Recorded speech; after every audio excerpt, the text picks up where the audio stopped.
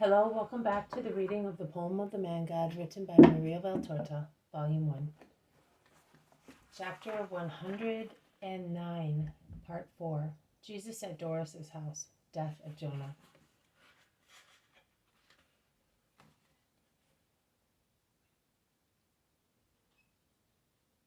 But the road from Esdraelon to Nazareth is a long one, and they cannot proceed speedily because of their pitiful load. There is no wagon or cart along the main road. There is nothing. They proceed in silence. Jonah seems to be sleeping, but he holds on to Jesus' hand. Towards evening, a military Roman wagon catches up with them. "In the name of God, stop," says Jesus, lifting his arm. The two soldiers stop. From under the cover pulled over the wagon, as it has started raining, peeps out a pompous, non-commissioned officer. "What do you want?" he asks Jesus. "I have a dying friend. I ask you to take him into the wagon." "We are not allowed, but—" "Get on. We are not dogs either." The litter is lifted into the wagon. "Your friend? Who are you?"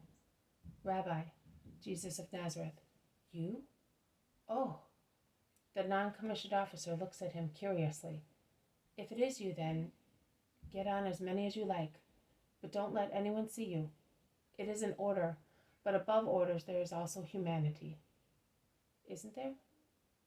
"You are good, I know. We soldiers know everything."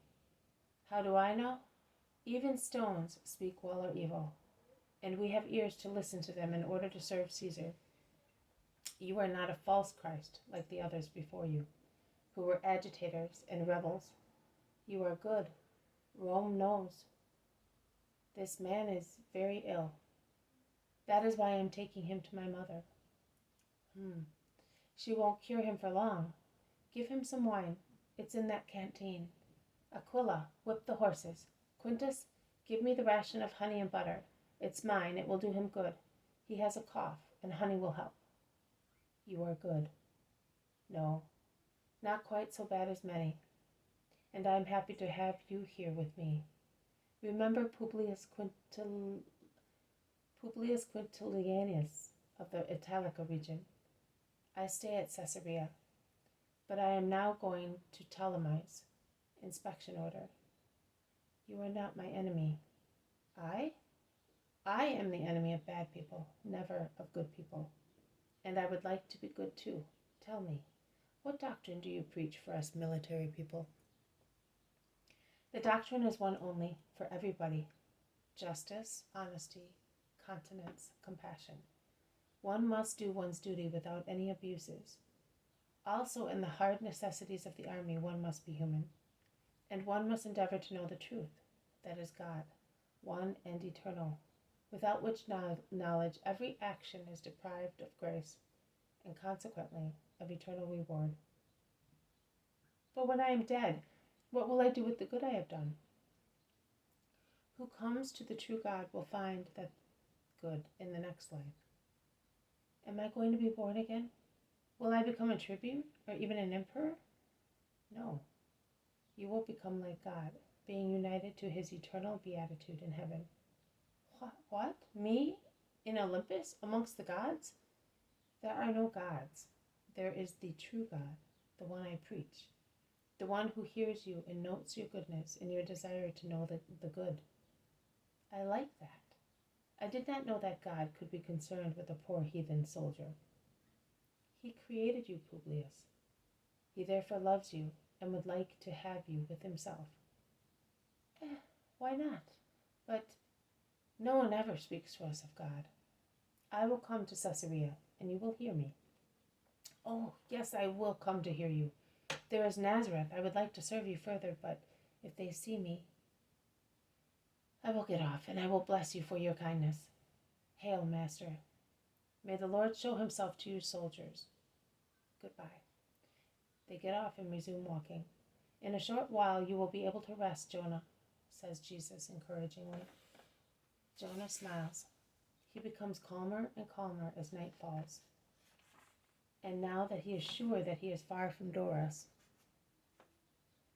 John and his brother run ahead to inform Mary, and when the little procession arrives in Nazareth, almost deserted in the late evening, Mary is already at the door awaiting her son. "Mother, here is Jonah.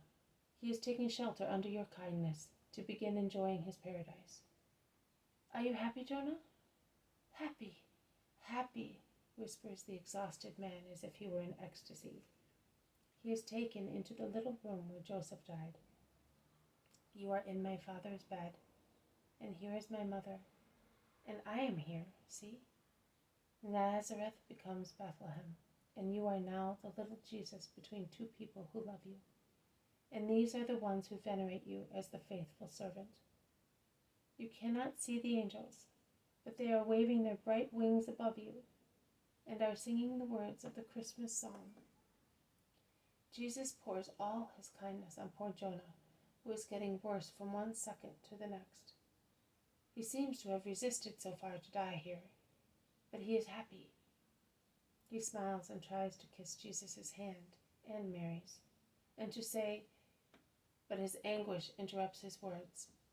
Mary comforts him like a mother, and he repeats, "Yes, yes," with a blissful smile on his emaciated face. The disciples, standing at the kitchen garden entrance, are silent and watch, deeply moved. God has listened to your long desire. The star of your long night is now becoming the star of your eternal morning. You know its name, says Jesus. Jesus, yours. Oh, Jesus, the angels. Who will sing the angelical hymn for me? My soul can hear it, but also my ears wish to hear it. Who? To make me sleep happy. I am so sleepy. So much work I have done. So many tears. So many insults. Doras, I forgive him, but I do not want to hear his voice, and I hear it. It is like the voice of Satan near me, who am dying. Who will cover that voice for me with the words that came from heaven? It is Mary, who on the same tune as her lullaby sings softly, "Glory to God in the highest heaven, and peace to men down here." And she repeats it 2 or 3 times because she sees that Jonah calms down on hearing it. "Doras does not speak any more," he says after some time. "Only the angels. It was a child in a manger between an ox and a donkey, and it was the Messiah, and I adored him. And with him there was Joseph and Mary." His voice fades away in a short gurgle, and then there is silence. "Peace in heaven to the man of good will. He is dead. We shall bury him in our poor sepulchre. He deserves to await the resurrection of the dead near my just Father," says Jesus. And it all ends while Mary of Alphaeus, informed I do not know by whom, is coming in. This has been a reading from the poem of the Man God, written by Maria Valtorta, Volume 1, Chapter 109, Part 4, Jesus at Doras' house, Death of Jonah. Thank you for listening. I will see you tomorrow. May God bless you, and may peace be with you.